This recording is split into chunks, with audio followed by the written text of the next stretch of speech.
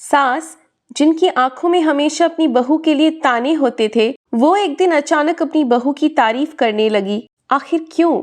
सुनीता रवि और उसकी माँ कल्पना के घर में नई दुल्हन बनकर आई थी। शादी के बाद सुनीता ने अपनी सास के लिए हमेशा आदर दिखाने की कोशिश की, लेकिन कल्पना ने कभी उसे सच्चे दिल से अपनाया ही नहीं।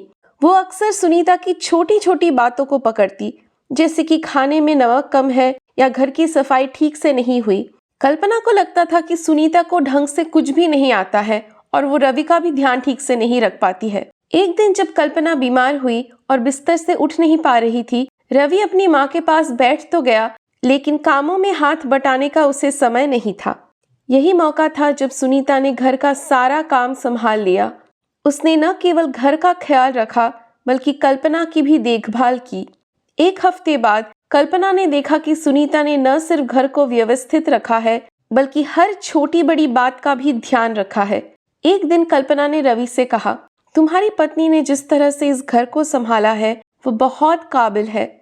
मैंने और शायद तुमने भी कभी ध्यान नहीं दिया, लेकिन वो सच्ची मेहनत करती है। रवि हैरान था और सुनीता को देखकर वो मुस्कुराया। कल्पना ने धीरे से सुनीता से कहा, मुझे लगता था कि तुम घर का काम सिर्फ औपचारिकता समझकर करती हो, लेकिन अब मुझे एहसास हुआ कि तुम बहुत कुछ कर रही हो जो मैं नहीं कर पा रही थी। सुनीता ने मुस्कुराकर कहा, मैं सिर्फ आपके लिए नहीं बल्कि इस घर के लिए करती हूँ, क्योंकि हम सब एक परिवार हैं। कल्पना ने भी मुस्कुराते हुए कहा, तुमने वाकई मेरी सोच बदल दी। समय और समझ के साथ रिश्ते बदल सकते हैं। कभी कभी वो जो नजरअंदाज किया जाता है वही सबसे ज्यादा मायने रखता है।